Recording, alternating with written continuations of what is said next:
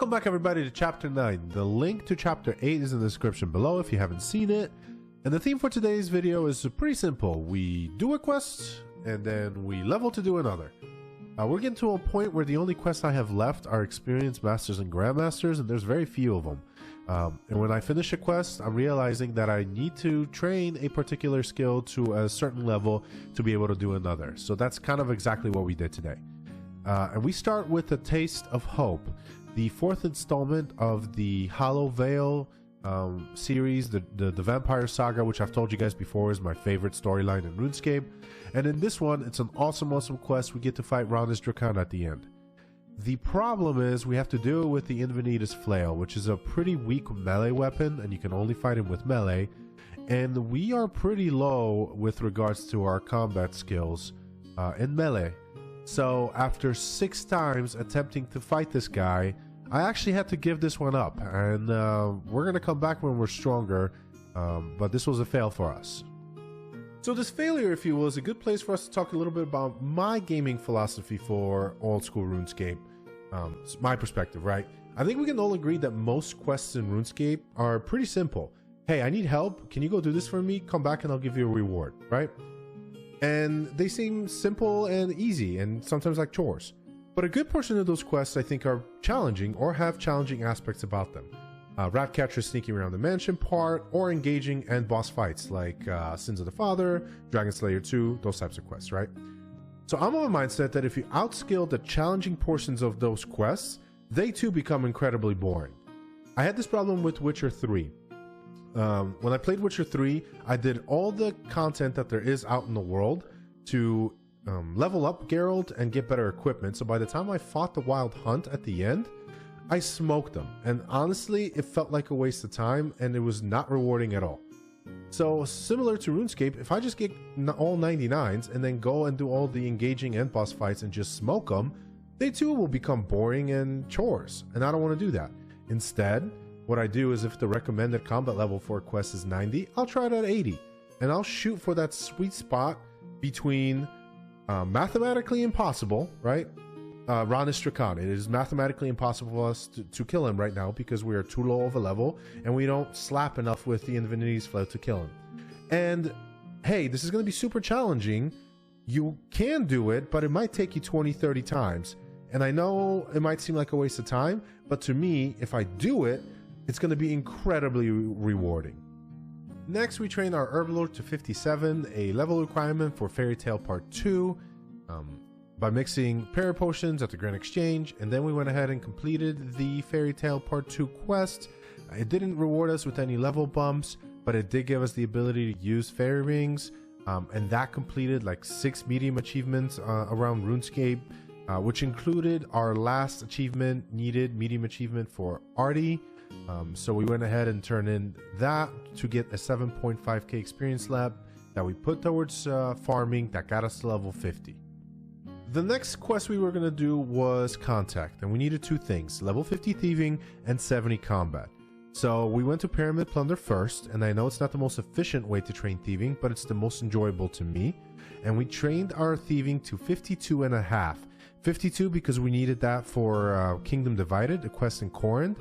And then the half because once we received the 7k thieving experience reward for Contact, it was going to put us at 53 thieving level, which is a requirement for Desert Treasure 1. And to get to 70 combat, we decided to train some of our lower combat skills and catch them up to the main 3, starting with ranged. And we trained it at the Ammonite Crabs at Fossil Island. Great experience, high HP, low attack. We got to 50 ranged. And then we moved on to prayer.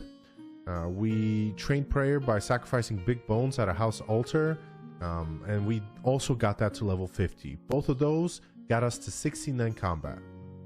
And then we returned to Slayer, and specifically the 98 Mulgars task, which you guys saw in Chapter 8. We finished that up for 4.7k of Slayer experience. And then our next task was 105 Basilisks, during which we trained defense to level 55. We also got hit points 55 and 70 combat for Contact. The Slayer task gave us 7.8k of Slayer experience that ended up giving us 42 Slayer. And then we finished the Lumbee medium achievements to upgrade our explorer's ring, so we can get those 3 daily teleports to the cabbage field. Our last self-imposed requirement before we start farm runs, the 7.5k experience lamp we put towards farming, but we got no level. And then Thorin wasn't available to show me how to do those farm runs, so I needed to kill time. I decided to train construction by building oak larders for a couple levels to get to level 38 and some change, mainly so that it's higher than rune crafting. So when I do Tears of Gothics for the week, that experience goes to rune crafting. I'd much rather train construction than rune crafting. And then he still wasn't available, so we finished all the Varrock achievements, medium achievements that we still had to do. The 7.5k experience lamp we got from that, we also put towards farming. That got us to level 51. Still looking to kill some time, I decided to cook up all the raw seafood that we got from the fishing trawler mini game in the previous episode. That got us to level 45 cooking. And then we finished the Slayer assignment that we got from Keldar, our first one. 145 Mogers, that gave us 6.9k of Slayer experience that got us to level 44. And then we did our first farm run. We did herbs only, no trees, Aventos specifically, and we turned about 200k in profit, which made me realize this is how we're going to make money for the account, and we're finally going to have a steady income. And that does bring up a point that I haven't really mentioned in any of the videos, is how have I been making money up to this point? Because our account has been perpetually poor. As soon as I get a little bit of money, I immediately use it to buy weapons upgrades or armor upgrades, or to train skills like prayer and construction. So how have we been making money? And the answer to that, threefold. The first one is skilling. It's the most profitable. Wood cutting, mining, we crafted and enchanted jewelry, prayer potions, all those turned a pretty good profit for us. The second way was Slayer. We had a couple tasks that were actually pretty profitable, especially the basilisks, lots of herbs that they dropped. And then the third way, and it's a funny way, but it is what it is scavenging. The amount of times I've been sitting at Grand Exchange and some dude just drops a bunch of blues on the ground, or a stack of whites that turn blue. You pick those up and you sell them. I mean, it is what it is, right? Like, if you're not going to do it, someone else will.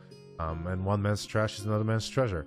One time some dude died and disconnected in front of me, dropped 300k worth of his armor that I picked up and sold before someone else does.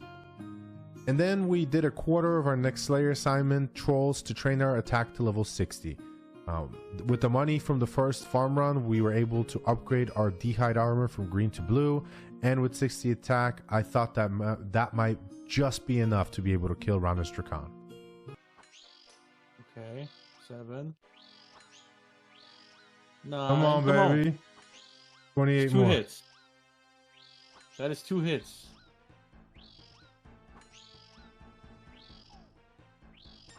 Watch this.